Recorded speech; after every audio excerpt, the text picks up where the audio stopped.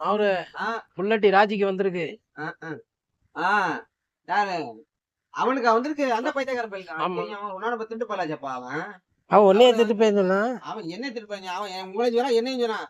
உங்களுக்கு ஒரு பெரிய கூப்பிட்டு நீங்களே அவனுக்கு கொடுத்துருங்க. அவன் பைத்தியக்காரன். எனக்கு டைம் ஆயிடுச்சுப்பா. நீ கொஞ்சம் இருந்து அவன்கிட்ட காசு வாங்கிடு, நான் வந்துடுறேன். தாலும் வேற அந்த பைத்தியக்காரன் சொல்லிட்டு போயிடாரு. இருந்தாலும் நம்மள மாட்டி விட்டு போறான். அவன் ஒரு கிறுக்கு பையன் வந்து நம்மளும் அப்பா நல்லா இருக்கப்பா நல்லா இருக்கப்பா.